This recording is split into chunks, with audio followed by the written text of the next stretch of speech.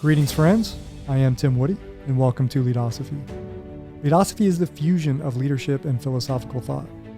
Together, we will deepen our understanding of leadership using the tools of meaningful dialogue, reflection, and a general curiosity to learn from one another. We will crowdsource knowledge, staying within the bounds of leadership, followership, team dynamics, and organizational effectiveness. I hope you enjoy the show. Here we go.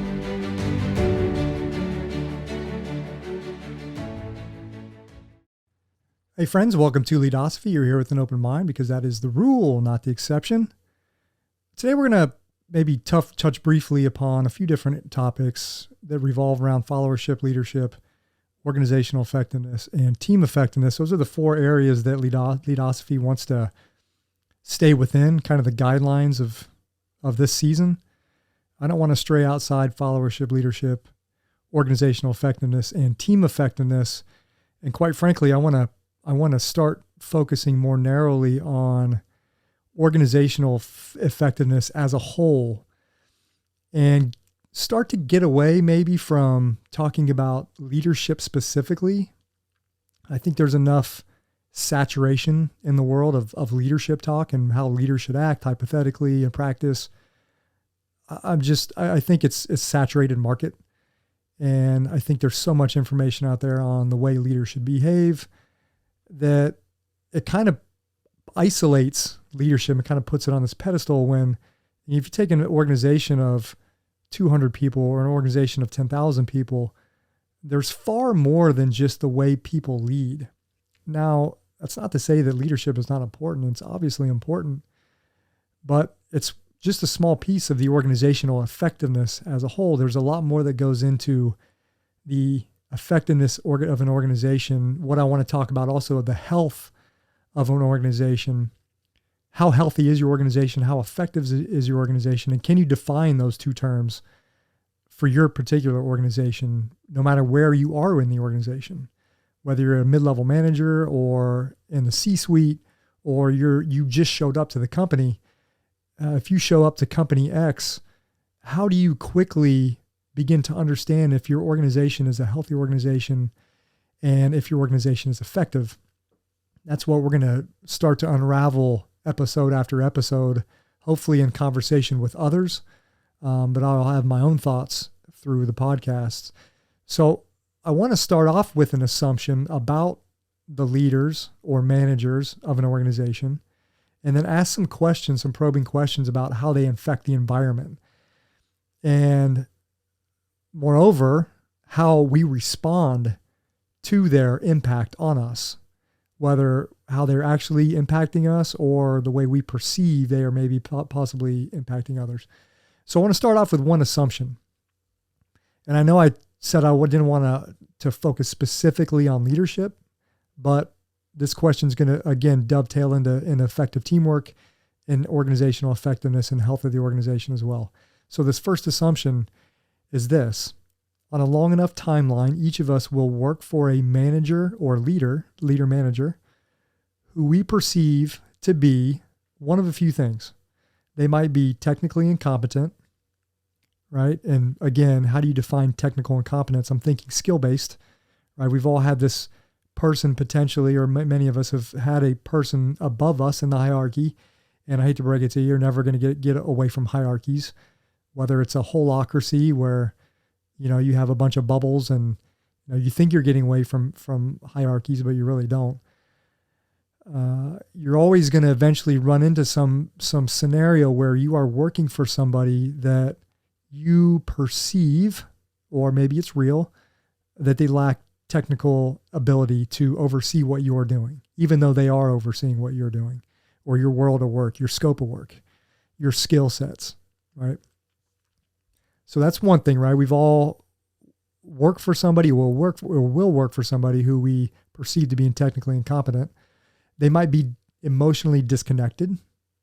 So by that, I mean they might lack empathy, or they may lack compassion, or any of those feeling emotions that help kind of, the kind of psychological side of leadership take root, connect relationships, right? Because any organization is a network of relationships. Some relationships are deeper than others. Some relationships are very shallow or function at the very shallow level, which many people are okay with, especially in the work environment. But we will all work for or have worked for someone who is emotionally disconnected and they're in a leadership role, right? We may work for somebody who dehumanizes the workspace, right? They treat people as less than. It's a very domineering relationship. And again, maybe you've worked for somebody like that. Maybe you will work for somebody like that in the future. That's just another example. You may work for somebody or have worked for somebody who fosters just general low morale, right? Just their presence or something about them that's just, and it's probably a series of things, maybe some things you can't quite put your finger on, but they tend to foster low morale amongst the crowd, right? Or amongst the workforce. And the last kind of general scenario or characteristic, they value power and control. They gravitate towards power. The need for controlling their world and whoever is in this world, kind of within their sphere of influence, whoever's under their span of control, they are controlling and they gravitate towards power. They need that power for some reason we'll talk briefly about. So I have two questions in response, and I'm sure if you're listening, one of those scenarios or characteristics maybe struck a nerve or conjured some thoughts, and that's good. I want you to ask a couple questions. It's really what this podcast is, not a long one. It's really asking a couple hypothetical questions about that scenario that we're immersed within, that leader-follower dynamic, or that leader overseeing a team dynamic, right? Team effectiveness, or this leader is causing one of these low morale type environments or fostering a dehumanizing workforce or workspace within the organization, and it's having a ripple effect throughout the entire organization, right? So how do you navigate the challenges associated with a leader manager that we've characterized above, right? How do you manage that? How do you deal with that psychologically, in practice? How do you navigate your day-to-day work? What the feelings that you have when you go to work every day and you're in the workspace? What are the conversations that are happening around the water cooler? And what can you do about it? What actions can you take to deal with that, right? The second question, again, like kind of a hypothetical question, is do those people in a subordinate role to the leader manager that we talked above, what responsibility do they have in fostering a harmonious work environment, despite the challenges that the person we talked about above may cause? Right? So what is your responsibility? What is our responsibility for ensuring that our organization is effective, ensuring that our organization is healthy, creating our own high morale type environment? What is my responsibility? So I have a few initial thoughts, and I don't really want to talk a whole lot about my own thoughts. This is really for you and to get you thinking, put you in the world of thought.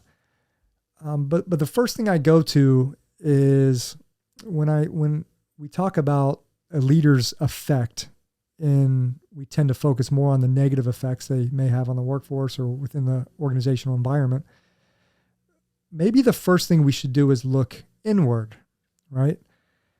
Let's talk about assumptions. Leadosophy loves assumptions. What assumptions am I making about the leader manager that, quite frankly, they may be false? Maybe they were acquired in error. Maybe someone told me something about this person that I am perceiving is creating a dehumanizing work environment. Maybe I was told something about this person that's not true. And maybe if I just approach this person, maybe try to clear the air a little bit, right? Let's clear the fog away of some of these assumptions. Might that help alleviate some of the misperceptions we might be having, right? When we talk about the organization or the environment of the organization, is my assessment and analysis of the environment correct? Am I seeing something that may not be actually there, right? Kind of like the mirage in the desert, right? I'm seeing this water on the horizon, but that water may be a metaphor for a low morale, right? Maybe I'm perceiving that morale is low organization-wide when, quite frankly, it might be morale in between my headspace or in my headspace that is really low and everyone else is okay, right? Do others feel like me? right? Am I misperceiving things, and am I creating or fostering kind of a negativity around myself when others, again, are not feeling that way? Are others experiencing similar challenges to I am of dealing with another person, a person I might be working for, reporting to? And again, I always want to bring back kind of, I call the law of multiple realities. I talk about this all the time. I've talked about this in my leadosophy workshop, right? We all filter reality different in a different way, right? We all see what we see, and then everything is processed inside our headspace. We process that different than everyone else, right? The way I see or perceive somebody is going to be different. One person may see someone as a great leader, and another person sees them as just absolutely toxic. It happens all the time, right? Who is right? Again, can be a very subjective world that we live in the world of leadership followership. I think you start to talk about the effect of a leader on a group. It really goes down to inside the team, like when teams start working together on projects or whatever it might be, what sort of teamwork is occurring, right? That's a very tangible thing that you can see as a project unfolds, or whatever goal you're trying to achieve as a team, however small or large this team might be. As you progress towards your goal, what sort of leadership is emerging and what sort of not leadership is happening as well, right? The opposite of leadership. So I believe that we are, as I kind of wrap this up, I believe we are the gatekeepers of our destiny. And I think we're the masters of our happiness, right? Happiness is a choice. And I agree that there are times where we are placed in situations in the workplace where it's a very demotivating area. And there are some people that I know that have experienced some just very horrendous challenges where they're constantly battling uphill with people they have worked for. And they are very dehumanizing. And for those people that are in situations like that, I have a lot of compassion for. I, for one, have never really been in a scenario like that. So it's hard for me to empathize with somebody who feels like when they go to work every single day, it is just a complete grind and they are just absolutely miserable. And I don't ever want to pretend like it's their fault that they're miserable and they're responsible for making themselves happy, because there are scenarios where I'm sure where it's just impossible to do. And maybe they can get out of that situation and find a new environment, or maybe they are locked in that scenario and cannot leave for one reason or another. So again, I have much compassion and I sympathize with those people in those areas. But there are, on the flip side of that, there are definitely, I think, some scenarios where we feel like we're a prisoner or trapped in a situation that is horrific, where, maybe it's not quite as bad as we think it is, or maybe our perceptions are running wild in our head and our assumptions are out of control. And we need to confront some of those assumptions head on and see if they're accurate. So those are kind of my thoughts on that. If you flip this around on yourself, if you're in a leadership role, I think, again, this is another time to maybe look inward and kind of those characterizations that we talked about above, fostering low morale, maybe dehumanizing the workspace, maybe lacking compassion or empathy. Those are questions we can ask ourselves if we're in a leadership role. Am I creating an environment that might be dehumanizing? I think that's a very legitimate question to ask. And how do we get down that road? I think it's very easy when you get into the mundane day-to-day work grind. It's very easy to start seeing people maybe as just cogs in the machine, and maybe fostering more of a dehumanizing type relationship with others, instead of remembering that everyone is human within the workspace and everyone's just trying to get along. I start with the assumption that everyone wants to be fairly happy in what they do. They want to find purpose in what they do. And we should treat others as such, that they want to find happiness. They want to be happiness. I know when I was working full time, I wanted to be happy. I I don't want to know why you would choose to be unhappy. And that might be, for some people, it might be very difficult to find happiness, whatever mental state they might be in. But assume that people want to be happy and they want to find purpose. They want to connect to the purpose of the organization, but they want to discover their own purpose as well, right? So again, self-reflection in leadership. If you're in a leadership role, if you're a leader manager, if you have people that are working for you, if you're within a team, just remember, kind of step back and try to be self-aware about how you're acting and how your actions might be impacting others and impacting the environment as a whole, the team, the organization.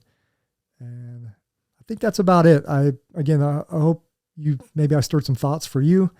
Maybe you have some challenges you're working through, and be happy to talk more about it. Shoot me an email, tim@leadosophy.com.